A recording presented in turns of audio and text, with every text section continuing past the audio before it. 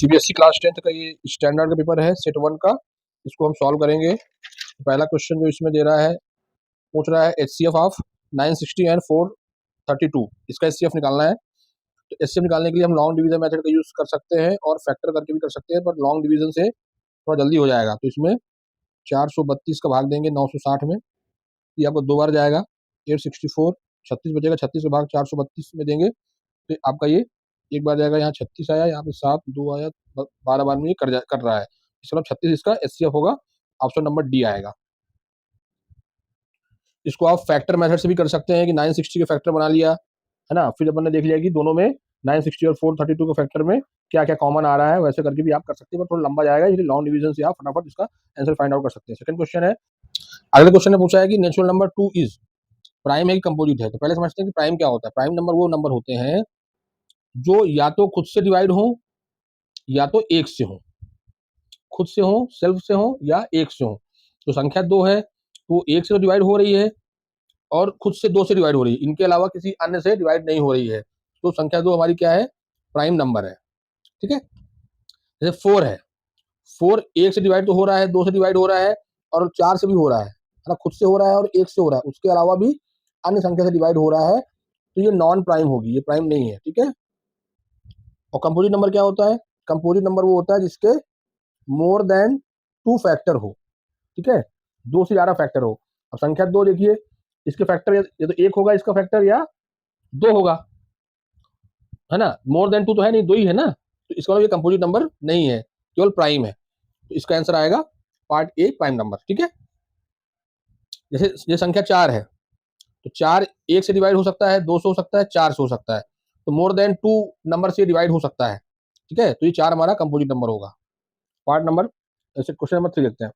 Natural number 6 to the power n ends with the digit 6 की power n। ठीक है, n क्या natural number है, मतलब n कुछ भी ले सकते हैं, 1 2 3 4 5। जब इसके हम 6 की पावर n करेंगे तो किस डिजिट में एंड करेगा, मतलब इसका यूनिट डिजिट क्या होगा। तो हम करके देख लेते हैं ना अपन इसको। 6 की पावर n की जगह 1 लेते हैं, 6 आएगा। 6 की पावर 2 करते हैं तो 36 आएगा, है ना। ऐसे 6 पावर 3 करेंगे तो आएगा 216। ठीक है, तो देखिए हमेशा ये 6 पे ही एंड कर रहा है। 6 पावर 4 भी लेंगे तो भी आखिरी में 6 ही आएगा। ठीक है, तो इसका आंसर कितना आएगा, बी पार्ट। अगला क्वेश्चन है, the graph y equal to f x is given the number of zeros of f x. Number of zeros कितने होंगे इसके, ग्राफ एक्स एक्सिस को जितनी बार काटता है उतने ही जीरो होंगे। तो इसमें एक्स एक्सिस पे तो काट ही नहीं रहा है ये, तो इसके जीरोज कितने होंगे, 0। ठीक है। अगला देखिए, if a pair of linear equation in two variable is represented by two coincident line then pair of equation has. ठीक है, कोइंसिडेंट लाइन है, मतलब दो दो लाइन कोइंसिडेंट ही है, एक दूसरे के ऊपर ही है, तो नंबर ऑफ सोल्यूशन कितने होंगे इसके, बहुत सारे होंगे, हर पॉइंट इसका सोल्यूशन होगा। ठीक है, तो इसमें आएगा an infinite number of solution, D part. Common difference AP का निकालना है, सिंपल है ये, ए2 माइनस ए1 करके अपन फाइंड आउट कर सकते हैं। रूट टू माइनस रूट 2, ये आ जाएगा रूट 2, ऑप्शन नंबर ए। ठीक है, 2 रूट 2 में से एक रूट 2 घटाएंगे तो रूट 2 आएगा। तो कई लोगों को दिक्कत आ रही है जिसमें रूट 2 कॉमन ले लीजिए, रूट 2 कॉमन लेंगे तो यहाँ 2 बचेगा, यहाँ 1 बचेगा, 2 - 1 1, रूट 2 इंटू 1 रूट 2, ऐसे भी कर सकते हैं। ठीक है, समझने की बात है। या इसको अपन ऐसे फाइंड सोच सकते हैं कि ये 2x है, 2x में से रूट 2 को अपन x मान लो, 2x माइनस एक्स, तो 2x माइनस एक्स करेंगे तो x आएगा, x मतलब हमने रूट 2 लिया था ना, तो ऐसे भी कर सकते हैं। ठीक है, नेक्स्ट पार्ट करते हैं। अब इसमें कि triangle ABC and DEF are similar such that to AB is equal to this and BC is equal to this, then EF is equal to. ठीक है, दो ट्रायंगल बनाते हैं ABC और DEF, ABCDEF। ठीक है, AB और DE का रेशियो दे रखा है और BC और EF का पूछ रहा है, BC दे रखा है, EF पूछ रहा है। ठीक है, तो सिमिलर ट्रायंगल के अनुसार हम कर सकते हैं कि भाई AB by DE this will be equals to BC by EF। Third side भी बोल सकते हैं, पर थर्ड साइड का यूज नहीं है इसलिए अपन कर नहीं रहे हैं अभी, है ना। और यहाँ पे देखिए AB बाई DE कितना हो जाएगा, DE को इधर ले जाइए, 2 को इधर ले जाइए, तो AB बाई DE आ जाएगा कितना, 1/2। इसकी जगह अपन लिख देंगे 1/2। BC 8 दे रखा है और EF फाइंड आउट करना है, तो यहाँ से क्रॉस मल्टीप्लाई करेंगे, इसको इधर तो हो जाएगा 16, ऑप्शन नंबर 4। आठवां क्वेश्चन देखते हैं। Mid point of line segment this and this lies on. इसका मिड पॉइंट निकालना है। मिड पॉइंट निकालने के लिए क्या करते हैं अपन, x1 plus x2/2, y1 plus y2/2, है ना। तो ये आ जाएगा 5/6/2 मिड पॉइंट इसका, और -4 प्लस 4/2, ये आ जाएगा अपना 11/2, और ये हो जाएगा अपना -4 प्लस 4 0 हो जाएगा। तो ये पॉइंट कहाँ पे लाई करेगा, एक्स एक्सिस में, वाई में, ओरिजिन में, कहाँ पे। तो अपन इसको अपन समझेंगे, प्लॉट बना, इस ग्राफ बना लेते हैं एक्स वाई का। ये पॉइंट कहाँ है, 11.5, सॉरी 11/2, मतलब ये आएगा अपना 5.5, 5.5, 5.5 कॉमा 0। ये पॉइंट यहाँ लाई करेगा एक्स एक्सिस पे।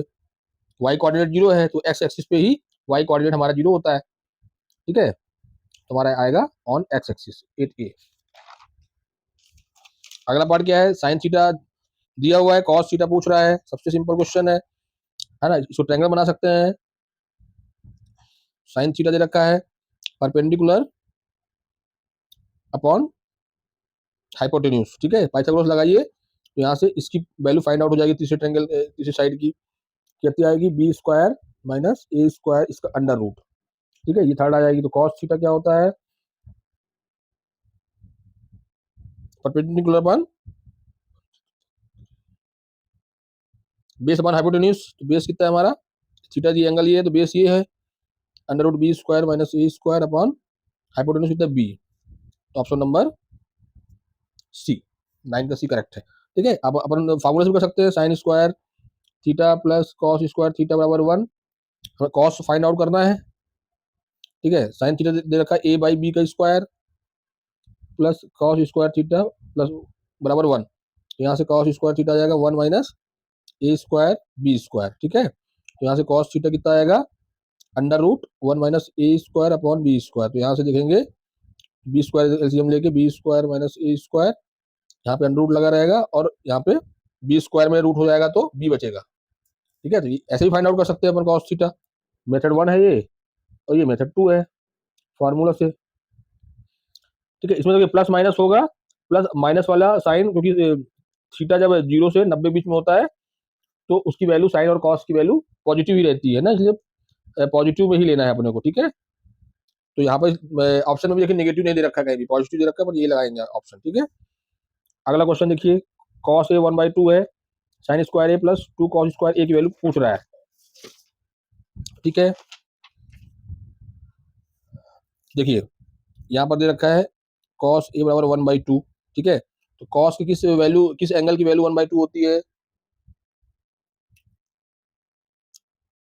60 की वैल्यू 1/2 होती है। एंगल ए हमारा कितना आएगा, 60 डिग्री। पूछा क्या है, साइन स्क्वायर ए की जगह 60 रख दीजिए, कॉस स्क्वायर की जगह 60 रख दीजिए। साइन 60 √3/2 होता है, √3 का स्क्वायर प्लस 2, कॉस 60 होता है हमारा 1/2, उसका स्क्वायर करेंगे 1/4 आएगा, ये आएगा 3/4 प्लस 2/4, एलसीएम लेंगे 4, तो हो जाएगा 5/4। 5/4 आपका आंसर बी पार्ट आ जाएगा, ठीक है। सेकंड इसका मेथड हो सकता है कि जब अपन इस साइन स्क्वायर को कॉस स्क्वायर में चेंज कर लें, ठीक है।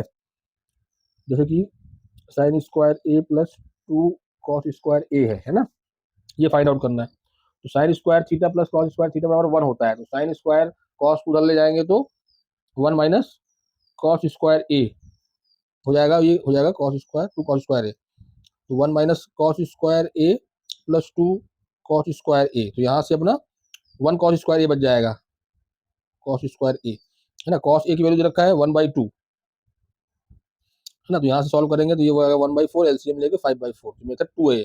मैं आपको दो मेथड बता रहा हूँ, है ना। इससे भी कर सकते हैं, इससे भी कर सकते हैं। चलिए नेक्स्ट क्वेश्चन देखते हैं। The car is moving away from the base of 30-meter high tower. The angle of elevation of the top of the tower from the car at the instant when the car is 10√3 metre away from the base of the tower. इसमें बोल रहा है कि कोई tower है, उससे कोई car 10√3 दूरी पर है इस टावर से, ठीक है। ये एंगल में 90 डिग्री है, ग्राउंड से टावर हमारा 90 डिग्री पे लगा हुआ है, ठीक है। कार हमारी यहाँ पे है, और इस टावर की हाइट रखी है 30 मीटर, ये है 10√3 मीटर, ठीक है। एंगल ऑफ एलिवेशन क्या पूछ रहा है, अच्छा एंगल ऑफ एलिवेशन ये पूछ रहा है टावर के टॉप का, ये वाला एंगल पूछ रहा है थीटा, ठीक है। यहाँ पर देखिए परपेंडिकुलर पता है, बेस पता है, यहाँ पर tan थीटा लगा देते हैं। tan थीटा बराबर परपेंडिकुलर अपॉन बेस होता है, परपेंडिकुलर 30 है, बेस हमारा 10√3 है, ये 3 बार जाएगा, ये बचेगा √3, ठीक है। 3/√3 √3, तो यहाँ पर tan की कौन सी वैल्यू √3 होती है? tan 60 degree. तो थीटा यहाँ पे कितना आएगा? 60 डिग्री। यहाँ पे 60 डिग्री का एंगल बन रहा होगा, ठीक है। चलिए ऑप्शन नंबर डी। चलिए 12वां नंबर देखते हैं। If TP and TQ are two tangent to a circle with centre O from an external point T so that POQ is 120 degree, then PTQ is equals to, ठीक है। चलिए अपन एक circle बना लेते हैं।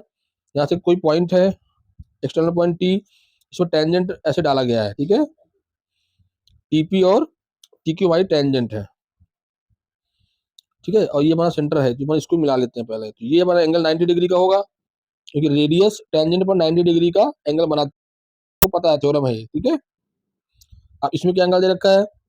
POQ। POQ ये वाला angle दे रखा है 120 डिग्री। फाइन क्या करना है?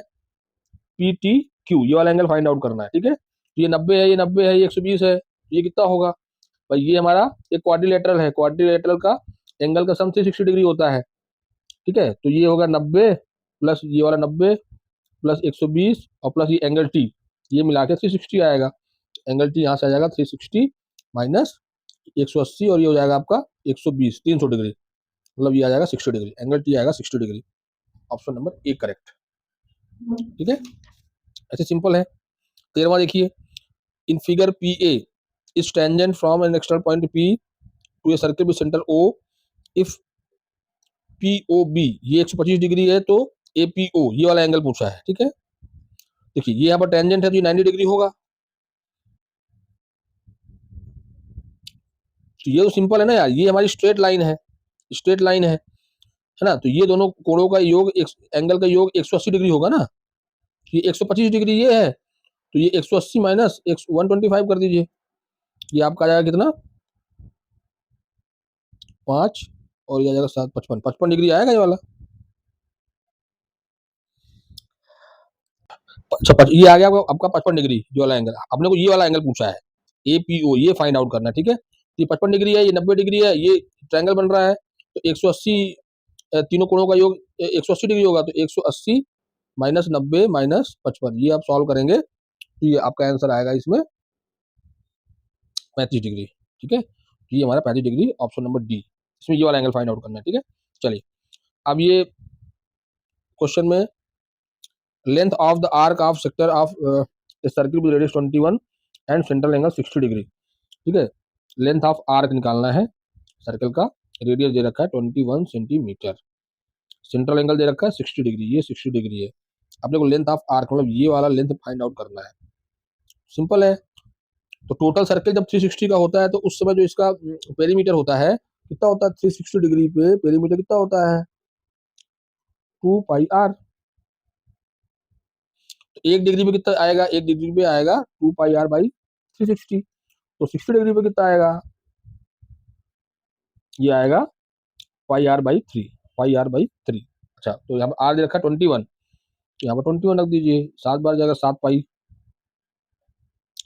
पाई की वैल्यू 22/7, तो 22 सेंटीमीटर आपका ऑप्शन नंबर ए, ठीक है। आप इसको पढ़ते होंगे ना कि कोई एंगल यदि थीटा है, तो अपन इसका जो आर्क लेंथ फाइंड आउट करना है थीटा एंगल पर 2πr/360 इंटू थीटा, आप इसको याद करते होंगे, मैंने तरीका बता दिया कि 360 जब रोटेशन होता है पूरा, तब वहां पर 2πr इसका पेरीमीटर होता है ना। तो एक एंगल पे कितना होगा? 2πr/360। 60 डिग्री पे कितना आएगा? ये अपन करके अपन इसको समझ सकते हैं, इसको याद भी नहीं करना फार्मूला ये वाला, ठीक है। लॉजिक से आप कर सकते हैं। और इसमें देखिए ये क्वेश्चन बोला hour hand of clock is 7 centimetre long, angle set between it between 7 AM and 8:10 AM is, ठीक है। एक हमारा घड़ी है, घड़ी की पोजीशन यहाँ पे 6 होता है, यहाँ पे 7 होता है, यहाँ पे 8 होता है, यहाँ पे 9, ऐसा घड़ी होती है, ठीक है। तो ये बोल रहा है कि 7 बजे आवर हैंड है हमारी, वो यहाँ से लेके जब 8-10 हो गए, ठीक है, ये हमारी बड़ी वाली सुई है मिनट वाली, ठीक है। तो जब 7 से 8-10, 8-10 में 8 से थोड़ा सा आगे हमारा ये एंगल मतलब ये घंटे वाली जो हमारी सुई है आवर वाली, वो बड़ी होगी, 8 से थोड़ा सा बड़ा होगा, ठीक है। ये वाला एंगल पूछ रहा है कि 7 से जब 8-10 हो गए, 8-10 AM हो गया, तो कितना एंगल ये सुई स्वेप्ट किया होगा, कितना एंगल घुमा होगा, ठीक है। तो इसको निकालने के लिए अब देखिए, ये जो सुई है ये 7 से 8 में यदि जाती तो कितना एंगल कवर करती। देखिए, तो पूरा ये घंटे वाली जो सुई है उसकी बात कर रहा हूँ। घंटे वाली सुई 12 घंटे में पूरा घूमती है 360 डिग्री। 12 घंटे में 360 डिग्री। यहाँ पर 1 आवर 10 मिनट घूमी है ना, 1 आवर एंड 10 मिनट ये घूमी है, ठीक है। तो 360 डिग्री यदि घूमती तो कितने घंटे में 360 डिग्री घूमती है? 12 घंटे में। 12 घंटे में 360 डिग्री ये घूम जाती है, घंटे वाली सुई। तो 1 घंटे में 360/12 मतलब 30 डिग्री घूमती है 1 घंटे में। पर ये 1 घंटे 10 मिनट तक घूम रही है, मतलब 30 डिग्री प्लस कुछ और भी आएगा, ठीक है ना। तो आप देखिए ऑप्शन में देखिए ना, 35/4 ये तो 30 से कम है ना, ये भी 30 से कम है, ये 30 से ज्यादा है और ये 30 से ज्यादा है। अब आप देखिए 70 डिग्री घूमेगी क्या 10 मिनट में? क्या 40 डिग्री घूम जाएगी क्या, है ना। तो अपना ऑप्शन थोड़ा सा घूमेगी, तो 35 पे टिक लगा सकते हैं सीधा। 70 तो नहीं हो सकता ना भाई, 70 यदि घूमती तो 30 यहाँ और 30 यहाँ, मतलब ये 9 बजे के ऊपर चले जाता, है ना। पर ये तो 8 बज के 10 मिनट तक घूम रही है, तो हमारा 30 से थोड़ा सा ज्यादा होगा, तो ऑप्शन ये लगा सकते हैं। यदि सॉल्व करना है आपको, अब देखिए 1 घंटे में मतलब 60 मिनट में घूमती है कितना, 30 डिग्री। अभी अपने निकाला है 60 मिनट में 30 डिग्री घूमती है, तो 1 मिनट में कितनी घूमेगी, 30/60, इसलिए 10 मिनट में कितनी घूमेगी इंटू 10 यहाँ कर दीजिए, मतलब ये आ जाएगा 6×5 = 30, 5 डिग्री, है ना। तो 10 मिनट में 5 डिग्री घूमी है और 1 घंटे में 30 डिग्री घूमी है, तो 1 घंटे 10 मिनट में 30 + 5 मतलब 35 डिग्री, हमारा करेक्ट ऑप्शन ये है। चलिए नेक्स्ट क्वेश्चन देखते हैं। Total surface area of solid hemisphere of diameter 2D, है ना। कोई सॉलिड हेमिस्फीयर है, सॉलिड है ना, मतलब ऊपर भी हमारा कवर है, खोखला नहीं है, सॉलिड है। डायमीटर दे रखा है 2D, मतलब रेडियस इसका कितना है, D है। टोटल सरफेस एरिया, है ना, सॉलिड हेमिस्फीयर। तो सॉलिड हेमिस्फीयर में 2πr² तो कर्व का हो गया, 2πr² कर्व का सरफेस एरिया हो गया। और ऊपर वाला जो सर्किल बन रहा है उसका एरिया कितना होगा, πr², मतलब 3πr² इसका हमारा surface area, total surface area हमारा ये आएगा, ठीक है। तो इसको निकाल लीजिए। आर कितना है हमारा, आर हमारा डी है के बराबर है, डायमीटर 2D है, आर डी है, D², 3πd², मतलब ऑप्शन नंबर ए करेक्ट। इस क्वेश्चन में मीन और मोड दे रखा है, मीडियन पूछा है। तो इसका एक फार्मूला होता है, याद करने का तरीका मैं बता रहा हूँ कि एक मोड में 3 मैडम मतलब मीडियन मिली जो 2 मीन थी, ठीक है। तो mode equal to 3 median minus 2 mean होता है। अब लोग क्या फाइंड आउट करना, मीडियन फाइंड आउट करना है। मोड दे रखा है कितना, 21, 3 मीडियन माइनस 2 मीन, मीन कितना 12, बाद में 24 इधर आएगा और 3 का डिवाइड यहाँ हो जाएगा, ठीक है। 3 मीडियन है ना, तो यहाँ सॉल्व करेंगे तो आपका ऑप्शन नंबर सी करेक्ट आ जाएगा, 15, ठीक है। 3 का डिवाइड करेंगे, 3×7 = 21, 3×8 = 24, 8×7 = 15, 15 आ जाएगा, ठीक है। आप देखिए, a die is thrown once, probability of getting a number other than 3। एक डाइस को फेंका गया है, अदर देन 3 आने की प्रोबेबिलिटी क्या होगी, तो 1 2 4 आ जाए, 5 आ जाए, 6 आ जाए, है ना। तो हमारा इसमें फेवरेबल आउटकम कितने हैं, 5, 1 2 3 4 5, फेवरेबल अपॉन टोटल, टोटल कितने हैं, 6 होते हैं, 5/6, correct answer option number C. Section B में देखिए, alpha beta zero the problem है this, then find the value of 1/α + 1/β, ठीक है। तो हमारा प्रॉब्लम में कितना दे रखा है, 3x² - 3x + 1, ठीक है। सम ऑफ जीरोस क्या होता है, alpha plus beta minus b/a minus B, B यहाँ कितना है -3, माइनस ऑफ -3/a, ए कितना है 1 है, x² 1 आ जाएगा 3। अल्फा बीटा वैल्यू कितनी आएगी, c/a, सी कितना है हमारा -1 और ए हमारा 1 है, तो हम -1 आएगी, ठीक है। निकालना क्या है, 1/α + 1/β, यहाँ एलसीएम ले लेंगे, अल्फा बीटा यहाँ आ जाएगा beta plus alpha, alpha plus beta value कितनी है 3, 3 अल्फा बीटा वैल्यू कितनी -1, दिया जाएगा -3। ऑप्शन नहीं है इसमें, तो आंसर आ जाएगा यही -3। अगला क्वेश्चन देखते हैं 22 ए, ए बी सी, ये कोई ट्रायंगल है, इसमें ये डी और बी सी पैरेलल है, ए डी इतना दे रखा है, find the value of x, ठीक है। एक ट्रायंगल बनाते हैं ए बी सी, इसमें बोल रहा है कि D parallel to B C है, कोई एक लाइन है डी ई, ये बीसी के पैरेलल है, ठीक है। एडी दे रखा है कितना एक्स, बीबी कितना दे रखा है x-2, ए दे रखा है x+2 एंड ईसी दे रखा है x-1। तो सिंपल है ये पैरेलल है इसके, तो थेल्स थ्योरम से AD by BB is equals to हो जाएगा एई बाई ईसी, ठीक है। तो बाई बीपीटी या थेल्स थ्योरम कह लीजिए, बेसिक प्रोपोर्शनलिटी थ्योरम, ठीक है। क्या होगा एडी बाई बीबी ये equals to AE by EC. AD कितना है एक्स, डीबी है x-2, एई कितना है x+2, ईसी कितना है x-1। यहाँ इसको सॉल्व करेंगे क्रॉस मल्टीप्लाई करके, x-1 ये उधर जाएगा x+1 x-2 a plus B a minus B, तो लग रहा है यहाँ पे ना, तो a square minus B square. यहाँ सॉल्व करेंगे एक्स स्क्वायर माइनस एक्स, यहाँ से एक्स कट गया, एक्स स्क्वायर कट गया है ना, ये भी कट गया, तो एक्स बराबर कितना आएगा 4, एक्स बराबर 4, पहले वाले का आंसर आएगा एक्स बराबर 4। तो बी पार्ट इसका देखते हैं। बी पार्ट में दो ट्रायंगल दे रखा है और सिमिलर है, find value of x and y. इसमें थेल्स थ्योरम लगाइए, सिंपल है, थेल्स थ्योरम लगाइए और ऑप्शन आंसर पाइए। थेल्स थ्योरम नहीं, इसमें सिमिलर है ना, सिमिलरिटी कंडीशन लगाना पड़ेगा। यहाँ से क्या होगा, ए बी सी और एक्स वाई जेड है, तो A B by x y ये इक्वल होगा A C by x z, और ये इक्वल होगा B C by y z, ठीक है। ए बी कितना है, ए बी है हमारा 4, एक्स वाई कितना है एक्स, ए सी कितना है, ए सी है हमारा वाई, एक्स जेड कितना है 6, बी सी कितना है 6, ये है 7.2, ठीक है। एक्स और वाई फाइंड आउट करना है, तो यहाँ ये इसमें देखिए ये दोनों इक्वेशन यूज करेंगे, यहाँ से वाई मिल जाएगा, और ये दोनों इक्वेशन निकाल के वाई की वैल्यू यहाँ रखना, तो यहाँ पर एक्स फाइंड आउट हो जाएगा, ठीक है। जिसको आप सॉल्व करें ना, सिंपल है। अपन ऐसे ही आगे भी केस स्टडीज वाले क्वेश्चन उठाएंगे, आप हमारे चैनल से बने रहिए, और जो भी डाउट होगा आप कमेंट में लिखिएगा, और प्रदीप मिश्रा की पाठशाला चैनल को आप लोग लाइक सब्सक्राइब कर लीजिएगा, ताकि आपको ऐसी वीडियोस देखने का मौका मिलता रहे।